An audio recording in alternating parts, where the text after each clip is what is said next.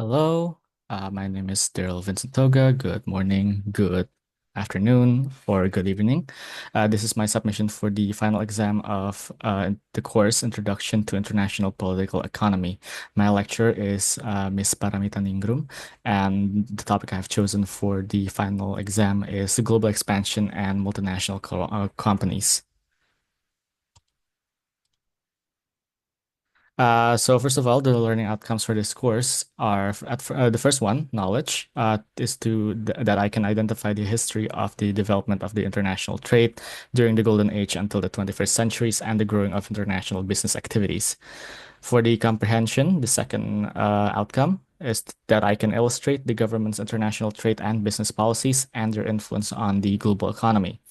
The final one, analysis, is to analyze the international trade and business phenomena and their contemporary development of today. So first of all, let's discuss the meaning and the definition of the global expansion and its potential for businesses.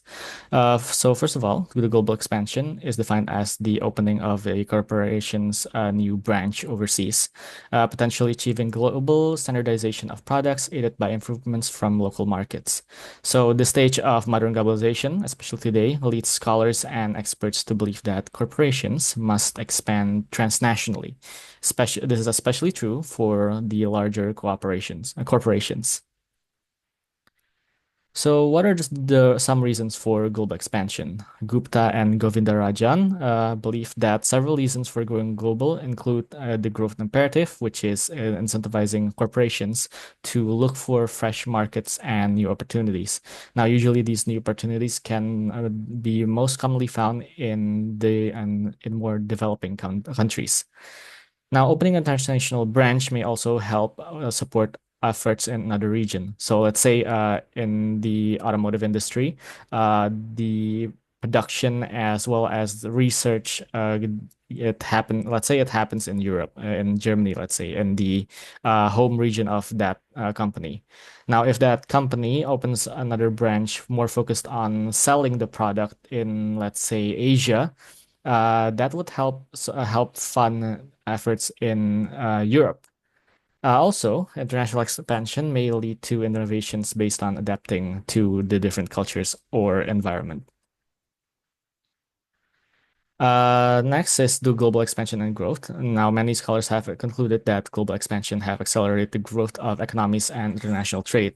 The graph that I have here on the right, it shows significant growth in 2003, 2008, after a significant decrease, but also 2017.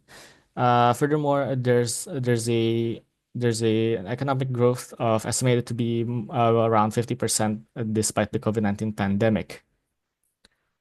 This may point at how connected we are despite the new and especially rigid COVID-19 policies and lockdown rules that despite these rules, the interconnectedness of the global economy can still facilitate the growth of multiple global companies. Now, what are the opportunities for smaller countries? What does expansion provide for smaller countries? So opening an overseas branch, as I've said before, can also stimulate competitiveness in that specific sector. Zamfir believes that policies from economically developed countries can also create job opportunities in other regions. Additionally, smaller countries, let's say such as Estonia, Israel, and Ireland, and maybe perhaps even Singapore, these smaller countries have relatively successful economies, big economies. As long as they are quite small in the country size, their economies will likely confront issues regarding market size and especially human capital. Now, in this case, the companies originating from those countries will have to open transnational branches to achieve their target market, both domestic and international.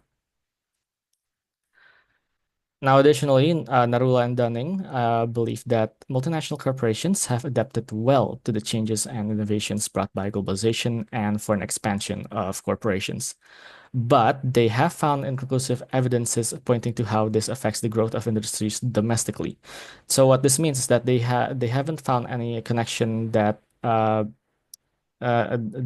global expansion have any effect on the growth of domestic of industries in the home region, but it might directly have an effect on the growth of their international branches.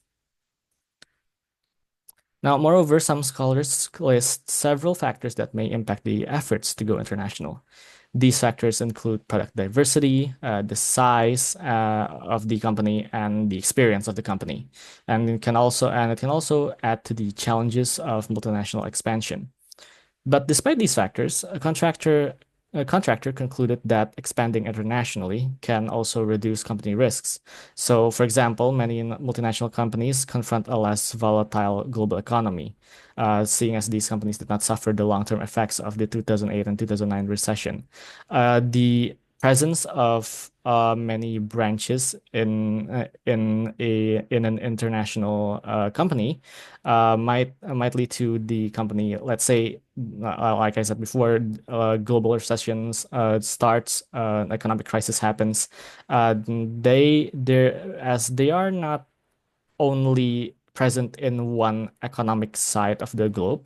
They can the multinational branches can help out the other affected regions as well. So, in conclusion, yes, the global expansion can indeed help the growth of multinational enterprises, multinational corporations, but that expansion should be more focused and more reserved bigger for the bigger corporations that can actually afford to expand internationally. These are the references I used for this final exam. Thank you. Thank you for listening and have a nice day.